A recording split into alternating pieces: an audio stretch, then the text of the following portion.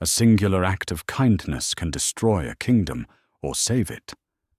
Elara Vance thought she was just doing what any decent soul would do, saving 20 freezing animals from a blizzard that stripped the bark off the trees. She dragged them into her home. She warmed them with her last logs of firewood. She tended to their wounds. But Elara made a fatal miscalculation. These weren't just wolves, and when the sun rose, she didn't wake up to gratitude. She woke up to the ground shaking. She woke up to the sound of armored boots, helicopter blades, and the banner of the Alpha King's personal army surrounding her tiny cabin. She saved the king. But now, she might have to pay for it with her life. The winter of 2024 in the northern Cascades was not merely a season. It was a predator. The locals in the town of Ridgewood called it the White Death, a blizzard system that had stalled over the mountain range for 3 weeks straight, burying the passes and severing the power lines. For Elara Vance, an Omega living on the jagged edge of the territory line, the cold was a familiar enemy. At 22, Elara was what the high society of the shifter world called a blank. A wolf with low latent energy, unable to shift, and therefore cast out to the fringes of society. She lived in a drafty, A-frame cabin inherited from her grandmother, miles from the nearest paved road. It was November 14th, just past 4:46 p.m. Though the sky was already pitch black, the wind howled against the cedar siding like a banshee, demanding entry. Elara was kneeling by her wood stove, counting her remaining logs. She had enough for 2 days, maybe 3 if she slept in her coat. Then she heard it. It wasn't the wind. It was a sound that triggered a primal instinct deep in her dormant wolf blood. A whimper. Then a howl, cut short by exhaustion. Elara stood up, wrapping her heavy wool scarf tighter around her neck. "Don't go out there, Elara," she whispered to herself. "It's suicide." But the sound came again, a chorus of pained yelps rising above the gale. Grabbing her heavy flashlight and a rusted snow shovel, she pushed open her front door. The wind nearly tore the hinges off. The cold hit her like a physical blow, stealing the breath from her lungs. She lowered her head and trudged into the waist-deep snow, following the sound toward the edge of the tree line. What she found stopped her heart. They were a massacre in the snow. Bodies, massive, furred bodies, were piled in a depression near the frozen creek. Wolves, not normal timber wolves, but shifters. They were colossal, their fur matted with ice and dark, freezing blood. Elara shined her light over the mass. 1, 2, 10, 20. 20 massive beasts huddled together in a desperate, failing attempt to conserve heat. They weren't moving. The frost had already begun to glaze over their eyes. "Hey!" she screamed over the wind, stumbling forward. "Get up! You have to move!" The closest wolf, a russet-colored male with a gash across his flank, whined but didn't lift his head. They were in thermal shock. If they stayed here another hour, they would be statues. Elara looked back at her cabin, a glowing ember in the distance. It was small. It was barely warm. But it was the only chance they had.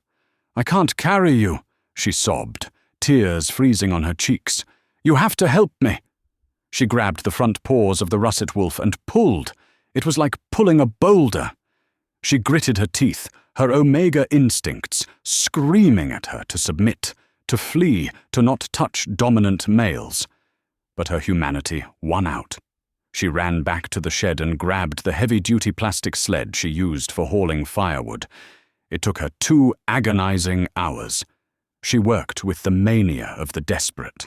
She rolled the wolves onto the sled, one by one, sometimes 2 at a time, and dragged them through the drifts, heaving them over the threshold of her cabin.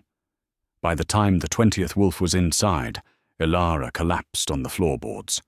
Her living room, usually empty and cold, was now a carpet of wet, shivering fur.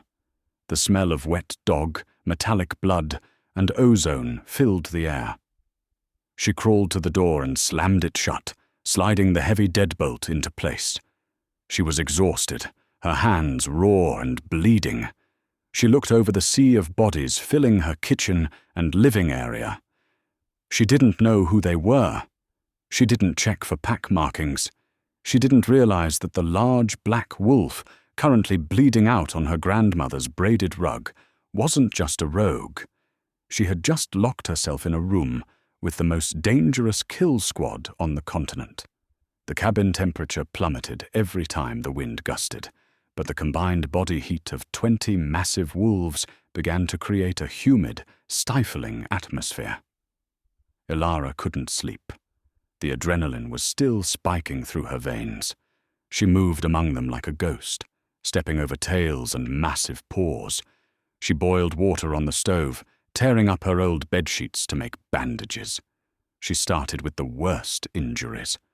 The wolves were unconscious, their breathing shallow. As she cleaned the wounds, she began to notice things she had missed in the storm. These weren't rugged, wild rogues. Their fur, though blooded, was thick and lustrous, indicative of a high-protein diet and expensive care.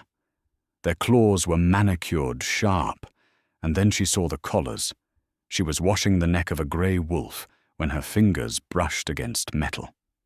It wasn't a pet collar. It was a tactical band, woven from military-grade polymeric fiber, holding a small, silver tag. She wiped the blood off the tag. It bore no name, only a symbol, a black crown centered in a storm. Elara's blood ran cold. She dropped the cloth. "The Obsidian Guard," she whispered. Everyone knew the stories. The Obsidian Guard was the personal enforcement unit of the Alpha King. They didn't travel, they hunted. They were deployed only for high-value targets or wars. If they were here, 20 of them, decimated and freezing. Something catastrophic had happened. And if they were here...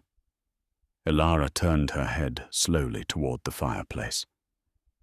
She had placed the largest wolf closest to the heat. He was a monster of a creature, his fur the color of midnight, absorbing the light of the fire. He hadn't moved an inch since she dragged him in, but his presence dominated the room even in sleep. She crept toward him, her hands trembling.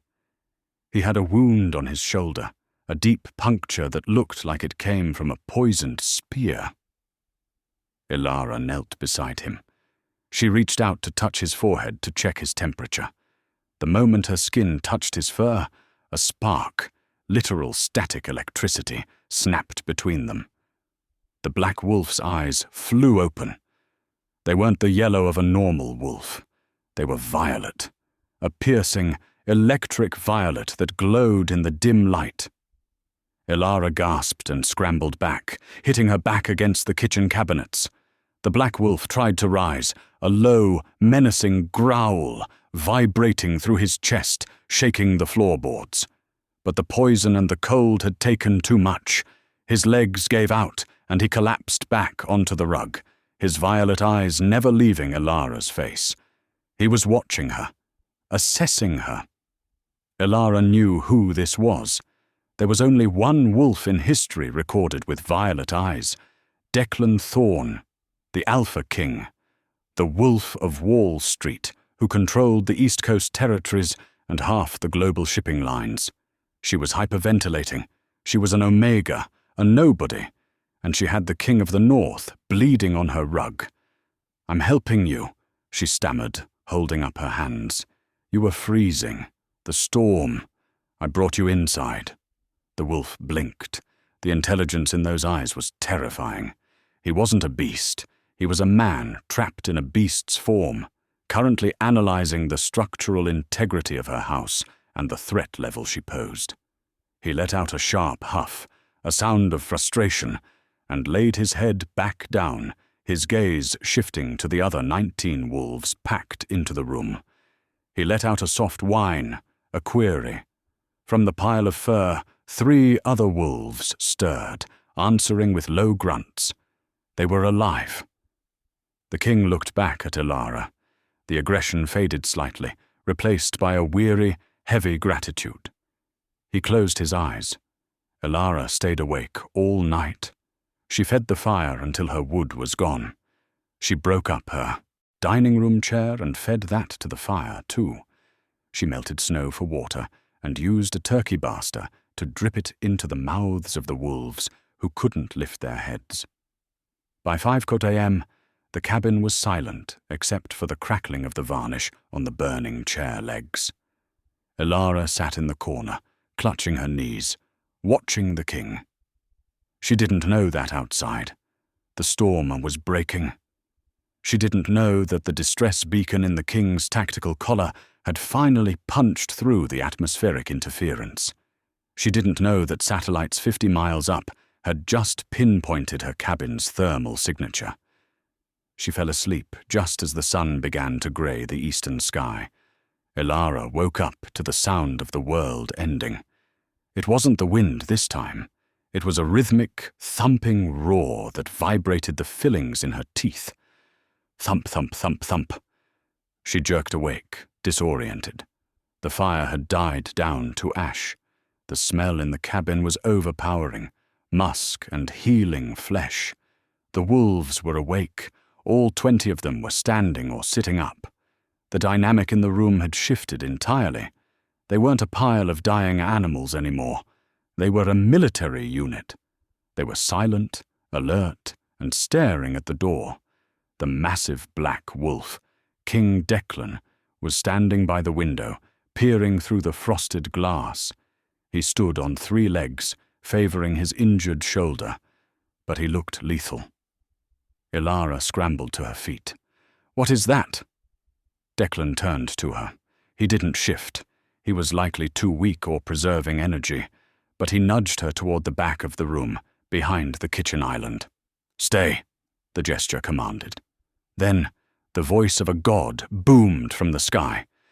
"This is the Royal Air Guard. Occupant of the dwelling, exit immediately with your hands visible. You are surrounded." Elara's heart hammered against her ribs. Occupant. That was her. She looked at Declan. He gave her a slow blink, then looked at the door. He wanted her to open it. Elara walked to the door, her legs feeling like jelly. She undid the locks. Her hands shook so badly she dropped the chain twice. She pushed the door open. The scene outside was something out of an action movie. The snow had stopped, leaving a blinding white landscape under a clear blue sky. But the peace was shattered by violence. 3 black Hawk helicopters hovered just above the tree line, their rotors kicking up blinding clouds of snow. Snipers hung from the open bay doors, their laser sights painting red dots on Elara's chest. On the ground, it was worse. 6 armored SUVs had smashed through the pristine snow, forming a semicircle around her porch. Men in black tactical gear with full face masks were kneeling in the snow. Assault rifles trained on her forehead. In the center of the formation stood a man who looked like he owned the winter. He wore a charcoal grey wool coat over a tailored suit. He had silver hair swept back and a face that looked like it was carved from granite. This was General Silas Vane, the king's second-in-command. "Step down the stairs," Silas barked, his voice amplified by a megaphone. "Slowly." Elara raised her hands. "I didn't do anything," she screamed, her voice cracking. "I helped them." "Step down," Silas commanded, ignoring her plea. "If you make a sudden move, you will be neutralized." Elara took a step onto the icy porch. A red laser dot danced right between her eyes. "Secure the target!" Silas yelled. 2 soldiers rushed forward, grabbing Elara by the arms and dragging her off the porch. They threw her down into the snow, zip-tying her wrists behind her back. The cold bit into her skin, but the fear was colder. "Clear the building," Silas ordered. "Flashbangs on my mark. 3, 2, no!" Elara screamed, struggling against the soldier holding her down. "Don't hurt them! They're injured!" Silas looked down at her with a sneer. "They?" Before he could give the order to breach, a low, thunderous growl emanated from the open door of the cabin. It was loud enough to be heard over the helicopter rotors. The soldiers froze. Slowly, limping but with the dignity of an emperor, the Black Wolf walked out onto the porch. He stood at the top of the stairs, looking down at the army assembled before him. The soldiers lowered their guns instantly. A ripple of shock went through the ranks. General Silas Vane's eyes widened. He tapped his earpiece. "Stand down! I repeat, stand down! The asset is secure!" The Black Wolf didn't look at his army. He looked at Elara, face pressed into the snow, a soldier's boot on her back. The wolf snarled, a vicious, wet sound. The soldier removed his boot instantly and backed away, terrified. A shimmer of heat distorted the air around the Black Wolf. The sound of bones cracking and reforming filled the silence. The fur receded, the snout shortened, and the massive beast shifted. Standing on the porch, naked, bleeding, but radiating terrifying power, was Declan Thorne. He was tall, with dark hair plastered to his forehead and a body built for war. He leaned heavily against the porch railing, his violet eyes burning.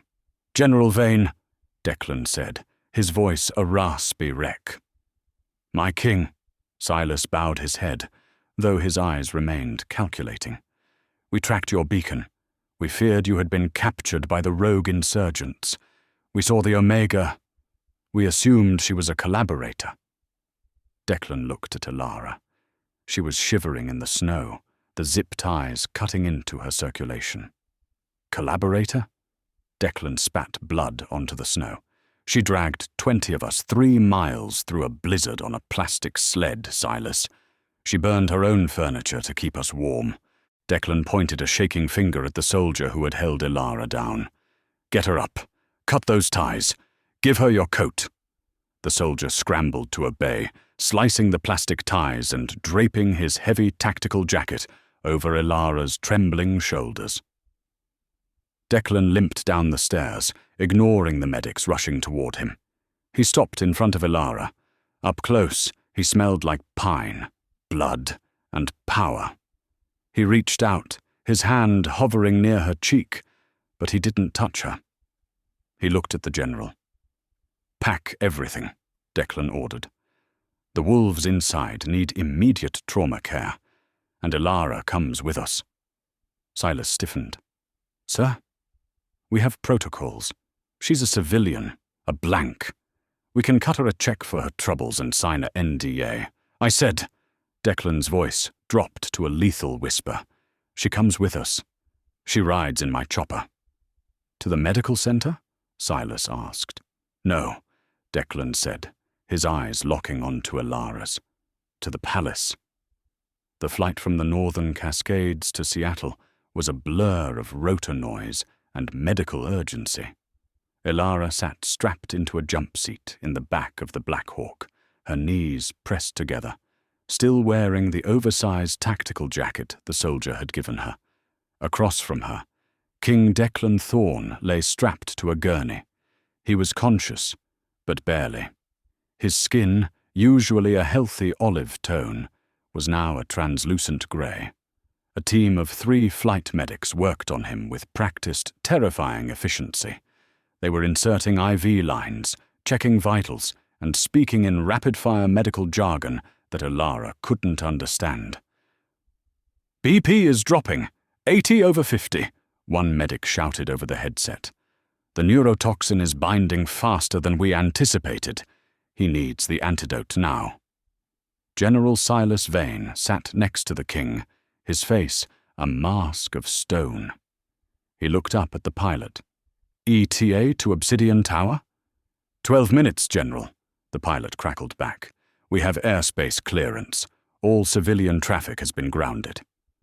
Elara stared at Declan. Even dying, he looked powerful. His hand, thick with muscle and scarred from battles, gripped the side of the gurney so hard the metal was bending.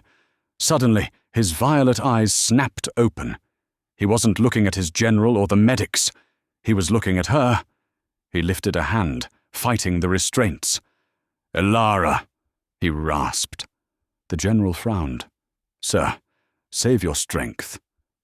"Bring her," Declan commanded, his voice weak but undeniable.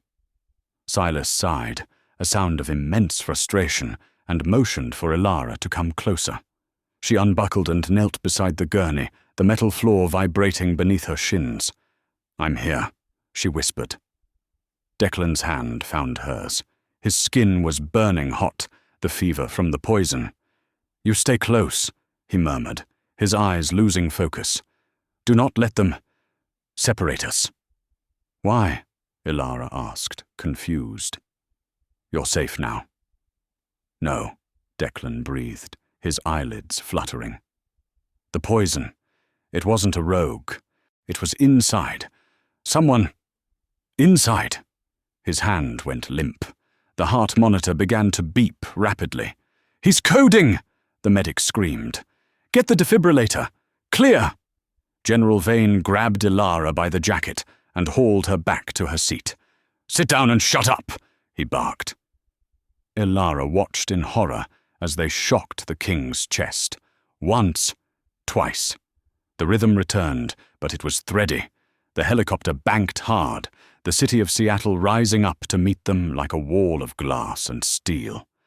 They weren't heading for a hospital. They were heading for the tallest building in the skyline, the Obsidian Tower, the headquarters of the Thorn Pack, and the seat of the Alpha King's global empire. They landed on the roof pad with a jolt. Immediately a swarm of people descended. There were more soldiers, doctors in white coats, and a woman who looked like she had walked out of a Vogue photo shoot. The woman was tall, with platinum blonde hair cut in a sharp bob, and wearing a white pantsuit that cost more than Elara's entire life earnings. This was Lady Julianne Sterling, the daughter of the Southern Alpha, and, according to the tabloids, the frontrunner to become Declan's queen. Julianne pushed past the medics as they unloaded the gurney. "Declan!" she cried, her voice pitched perfectly between concern and hysteria. She reached for him, but General Vane intercepted her. "He is critical, Julianne. Step back." Julianne's eyes narrowed. Then she saw Elara. Elara looked like a wreck. Her hair was matted with snow and sweat. She was wearing a soldier's coat over dirty pajamas, and she had soot on her face from the wood stove. "Who is that?" Julianne asked, her lip curling in disgust. "Why is there a stray on the royal transport?" "She is the one who saved him," Silas said shortly. "Secure the perimeter." Elara was hustled off the roof, not by the friendly soldiers, but by two large, silent guards who gripped her arms tight enough to bruise. She tried to follow the gurney, remembering Declan's warning. "Do not let them separate us." But she was shoved toward a service elevator. "Wait!" Elara struggled. "He told me to stay with him." "The king is delirious," one of the guards grunted. "You're going to Holding." "Holding?" Elara panicked. "The general said I was a guest." "Until the king wakes up and confirms your story, you're a security risk," the guard said. "For all we know, you're the one who poisoned him." The elevator doors slid shut, cutting off her view of the king. Elara was alone, trapped in a steel box with two men who looked at her like she was dirt. As the numbers on the panel ticked down, she realized the terrifying truth. She had saved the king from the cold, but she had walked him right back into the snake pit. And now, she was trapped in there with him. Holding turned out to be a luxurious, windowless room on the 40th floor.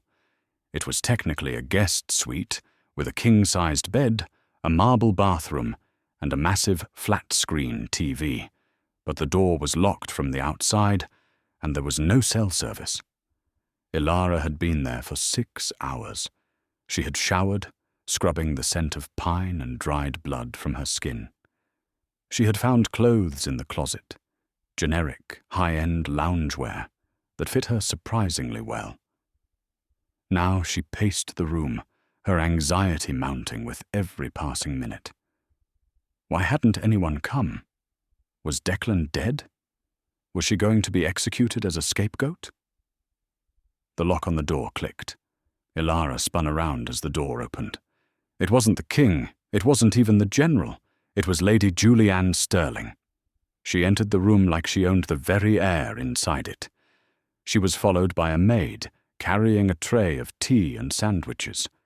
Julianne sat on the velvet armchair, crossing her legs elegantly. "Eat," Julianne said, gesturing to the tray. "You must be famished, Miss Vance, is it?" Elara didn't move. "How is the king?" Julianne smiled, but it didn't reach her eyes. Her eyes were a cold, pale blue. "Declan is stabilizing. Dr. Aris Thorne, his brother, is a miracle worker. The neurotoxin was derived from a rare South American wolfsbane. Very nasty, very expensive." Julianne picked up a teacup. "It's funny. That specific poison is almost impossible to procure. And yet, the king is poisoned. His entire guard is incapacitated, and the only survivor is a blank girl living alone in the woods who just happens to find them." Elara felt a chill that had nothing to do with the winter. "I found them freezing to death. I dragged them inside. If I wanted them dead, I would have left them in the snow." "Or," Julianne mused, "you were waiting for the bounty. Or maybe you're working for the rogue king, Alaric. He pays handsomely for inside information." "I don't know any Alaric," Elara said, her voice shaking with anger. "I want to see the king. He asked for me." Julianne laughed, a tinkling, cruel sound. "Oh, honey. He was hallucinating. Do you really think the Alpha King wants you? You're a blank. You have no scent, no status, no power. You are a biological dead end." She stood up and walked over to Elara, invading her personal space. Julianne smelled of expensive perfume and malice. "Here is the reality, Elara," Julianne whispered. "Declan is going to wake up. He will be grateful, briefly. He might give you money, but he will never look at you again. I am his equal. I am his future. You are a dirty little footnote in his biography." Julianne reached into her pocket and pulled out a check. She slammed it onto the table. $1 million, Juliana said. "Take it. Sign the NDA. And my guards will drive you back to your little shack right now. If you stay well, accidents happen in the Obsidian Tower. People fall off balconies. People eat the wrong thing." Elara looked at the check. It was more money than she could imagine. She could fix her roof. She could move to Florida. She could be safe. She reached for the check. Julianne smirked in triumph. But Elara's hand stopped. She remembered the look in Declan's eyes in the helicopter. The fear. The poison was inside. If she left, Julianne, or whoever Julianne was working with, would finish the job. Declan had no idea who to trust. He had told Elara to stay close because, in a castle full of wolves, she was the only one who hadn't tried to kill him. Elara pulled her hand back. She looked up at Julianne, finding a backbone she didn't know she had. "No," Elara said firmly. Julianne's smile vanished. "Excuse me?" "I'm not taking your money," Elara said, "and I'm not leaving until the king tells me to leave. To my face." Julianne's face twisted into a mask of fury. She stepped forward, her hand raising as if to slap Elara. Suddenly, the intercom on the wall buzzed. A deep, booming voice filled the room. "Security Detail 1 to the guest suite. Escort Miss Vance to the Royal Medical Wing immediately. Code Red priority." It was General Silas Vane. Julianne froze. She lowered her hand, smoothing her blazer, her composure snapping back into place instantly. "It seems you have a reprieve," Julianne hissed. But make no mistake, little mouse, you are playing a game you do not understand, and I never lose." The door opened, and 2 royal guards entered. "Miss Vance, the king is awake. He's asking for you, and he's tearing the medical wing apart, trying to find you." Elara grabbed a sandwich from the tray. She was starving after all, and walked past Julianne without a word. She was going to see the king.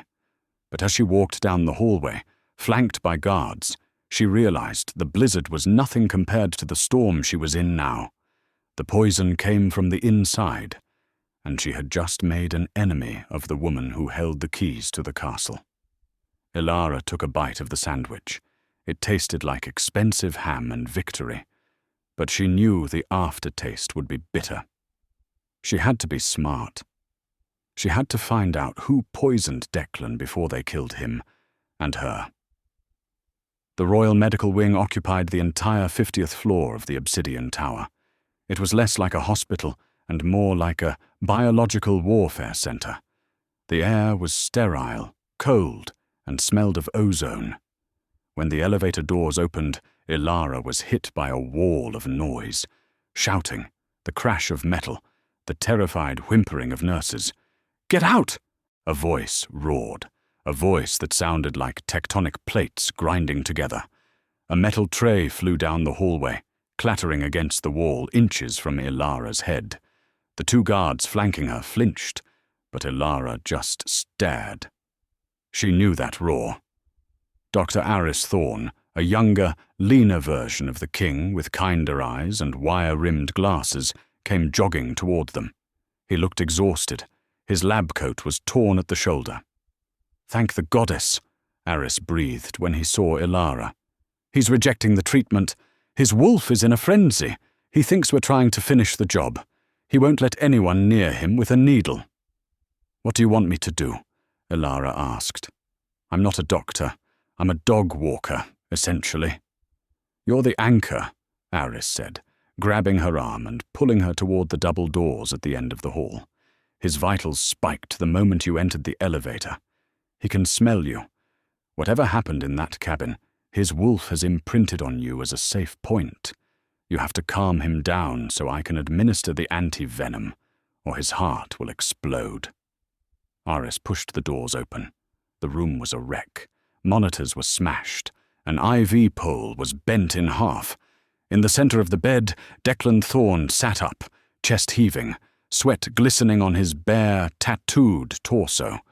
His eyes were fully violet, no human iris visible. His claws were extended, digging into the mattress, shredding the high-thread count sheets. General Silas Vane stood in the corner, hand on his sidearm, looking unsure whether to shoot his king or bow to him. Declan's head snapped up. He saw Elara. The growl died in his throat.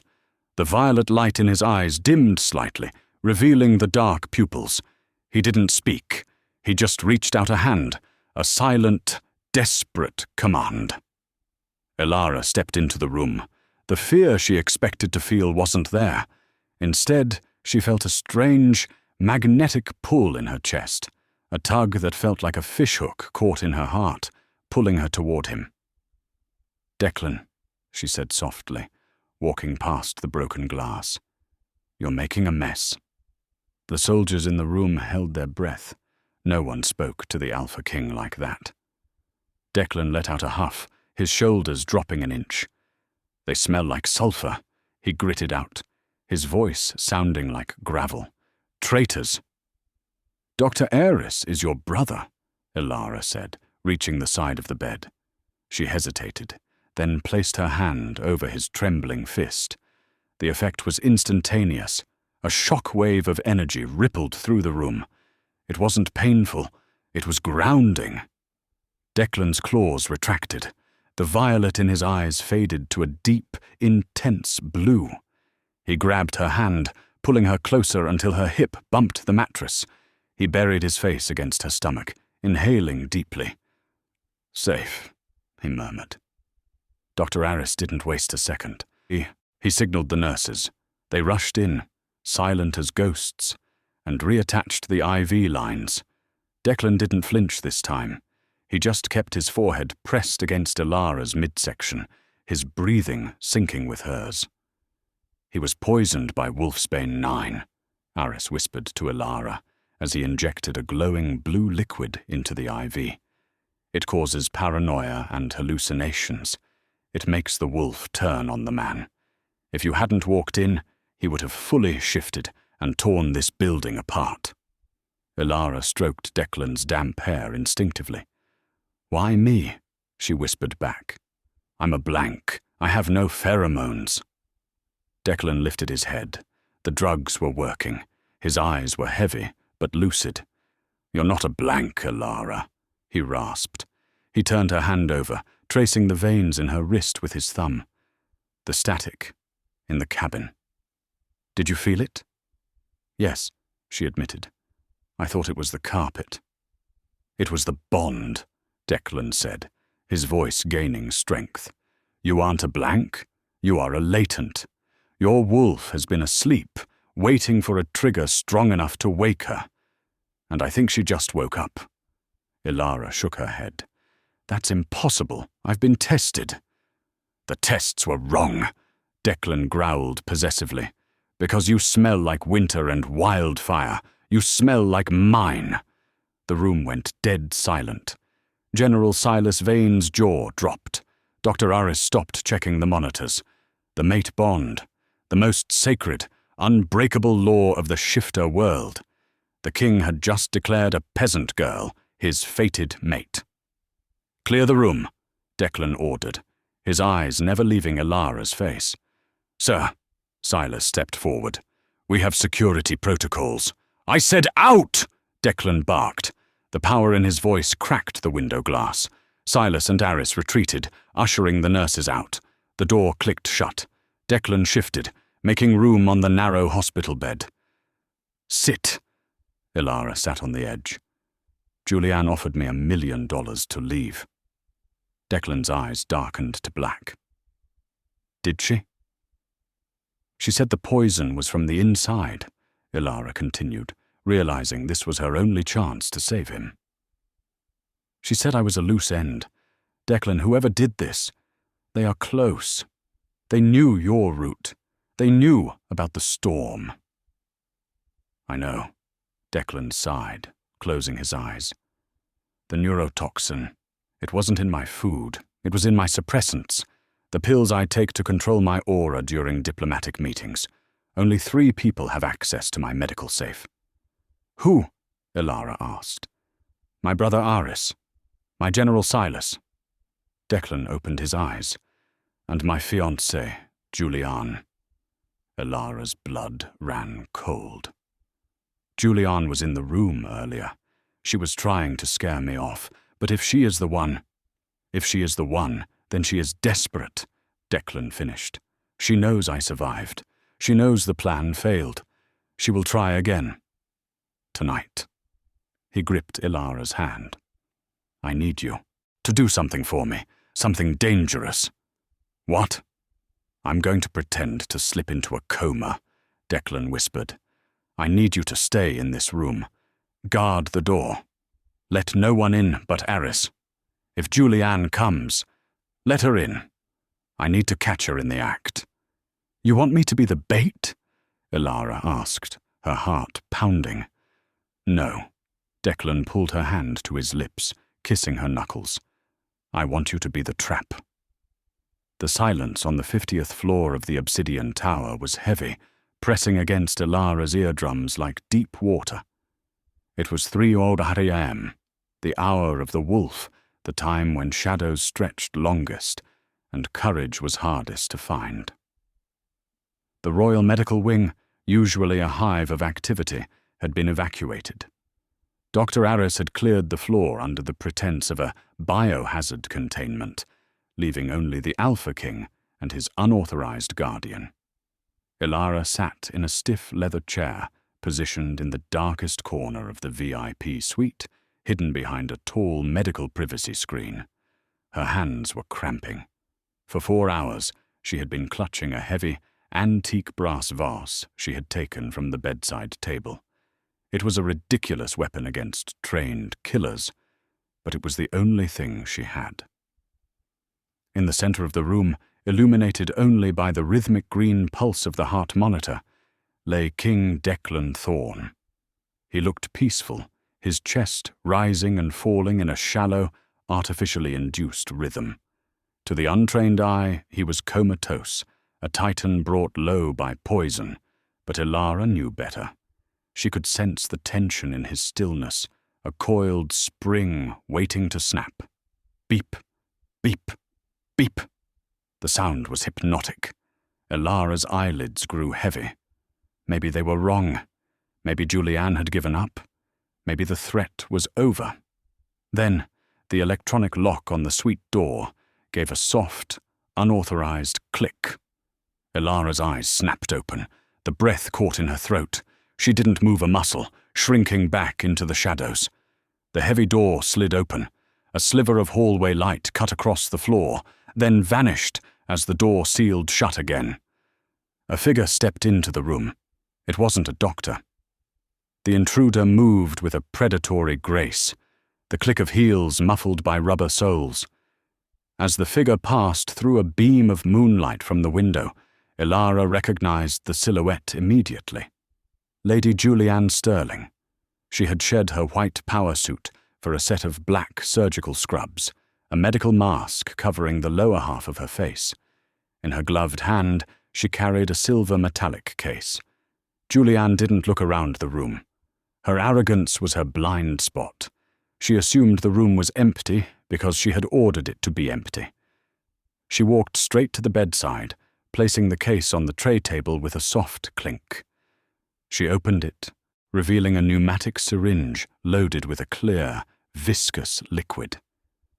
"You stubborn, stubborn beast," Julianne whispered, her voice low and dripping with a twisted sort of affection.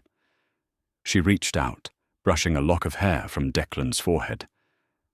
"Why did you have to survive the crash? Why did you have to drag yourself to that wretched little cabin?" She tapped the syringe, flicking away air bubbles. "It would have been so clean, Declan. A tragic accident in the storm. The grieving fiancé, the state funeral. I had my dress picked out. Black lace. Very tasteful." Julianne leaned closer to the king's ear. "But now I have to do this the messy way. A secondary heart failure due to complications. Silas is suspicious, but he's a soldier, not a politician. He'll fall in line once I'm regent. I'll purge the council, marry a compliant cousin from the south, and the Sterling line will finally sit on the Obsidian throne." She positioned the needle over the injection port of Declan's IV line. "Goodbye, my love. You were always too soft for this world." Elara's fear vanished, replaced by a surge of cold, white-hot rage. She stepped out from behind the screen. "I wouldn't do that if I were you." Julianne gasped, spinning around so fast she nearly knocked the IV stand over. The syringe remained in her hand, hovering in the air. "You!" Julianne hissed, her eyes widening above the mask. She ripped the mask down, revealing a snarl that twisted her beautiful features into something grotesque. The stray. The little dog walker. "Put the needle down, Julianne," Elara said, her voice steady, though her knees were shaking. She hefted the brass vase. "There are cameras in this room." "The cameras are on a loop," Julianne sneered, recovering her composure instantly. "I own the security chief, and as for you—" Julianne dropped the syringe. It clattered onto the linoleum floor. In one fluid motion, she reached into the waistband of her scrubs and pulled out a compact, suppressed pistol. She leveled the barrel at Elara's chest. "I should have killed you the moment you stepped off that helicopter," Julianne said, taking a step forward. "I knew you were trouble. You smell like dirt and poverty. And now you're going to be a tragic casualty of a break-in. Deranged fan attacks king, gets shot by loyal fiancé." The headlines write themselves. "You're going to shoot me?" Elara asked, gripping the vase tighter. And then what? Kill him? He's helpless. Julianne laughed, a sharp, manic sound. Look at him. He's out cold. He won't wake up until he's dead. I wouldn't be so sure about that.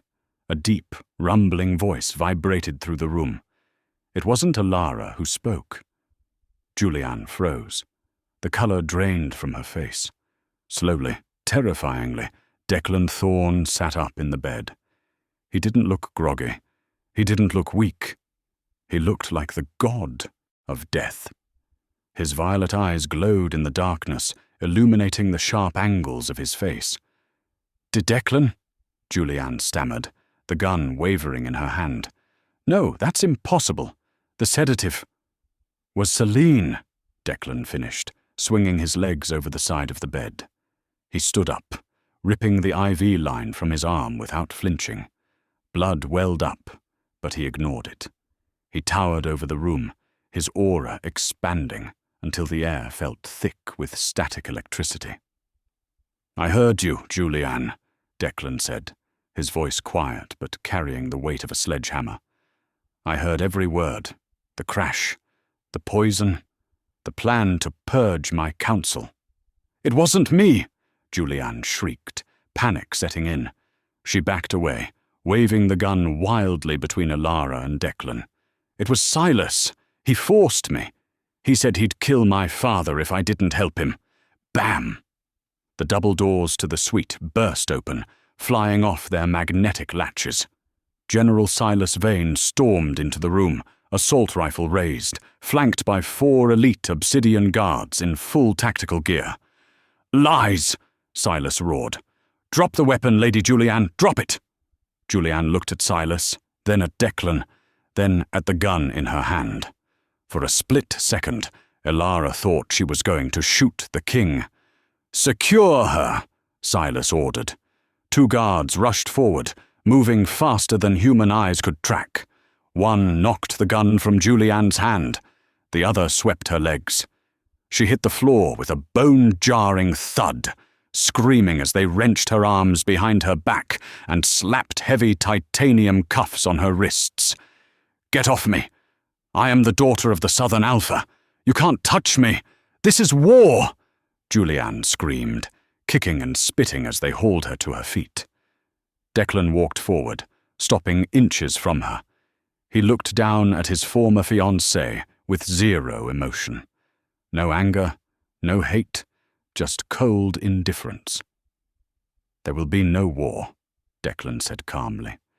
Your father has already been sent the audio recording of your confession. He disowned you 5 minutes ago to save his own treaty. Julianne went limp, the fight draining out of her. She stared at Declan, then her gaze shifted to Elara. You, she whispered venomously. You ruin everything. Get her out of my sight, Declan commanded. The guards dragged Julianne out, her heels dragging on the floor, leaving the room in a sudden, ringing silence. General Silas Vane holstered his weapon. He looked at Declan, then dropped to one knee, bowing his head low. My king, Silas said, his voice thick with emotion. I apologize for the deception. We had to wait for her to make an overt move. If we had arrested her without catching her in the act. Civil war, Declan finished. He reached down and gripped Silas's shoulder. Stand up, brother. You did your duty. Declan turned. He wasn't looking at his general anymore. He was looking at the corner of the room. Elara was still standing there, clutching the brass vase to her chest, trembling violently as the adrenaline left her system. Elara, Declan said softly. He crossed the room in 2 strides. He gently pried the vase from her stiff fingers and set it on the table. Then he wrapped his arms around her, pulling her into his hard, warm chest. You're shaking, he murmured into her hair. She had a gun, Elara whispered, burying her face in his neck. She was going to kill you. But she didn't, Declan said, pulling back to look into her eyes. Because you were here. You stood between a bullet and a king, Elara. You didn't run. I couldn't run, she admitted. Why? Because, Elara looked up at him, realizing the truth as she said it. Because I'd rather die than let you be alone again. Declan closed his eyes, pressing his forehead against hers. Then don't leave. Not tonight. Not ever. The next morning. The great hall of the Obsidian Tower was packed to capacity. Every major news network in the shifter and human world was present. The flashbulbs were a blinding storm of white light.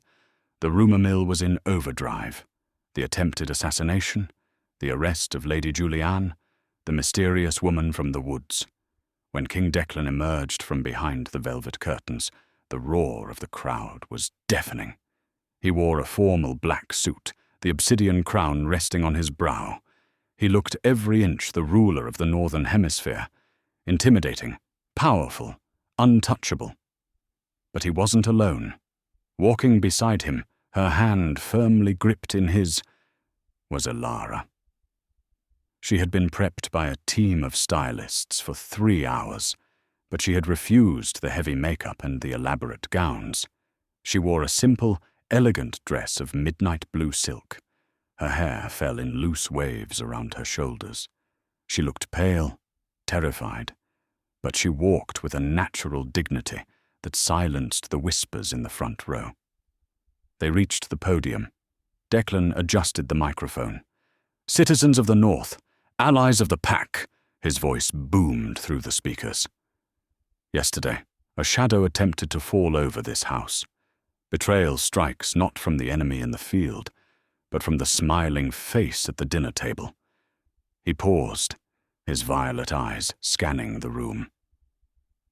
The plot has been dismantled. The conspirators are in custody. But the story of my survival is not one of military strategy. It is a story of grace. Declan turned to Elara. He stepped back, pulling her forward so she stood in front of the royal crest.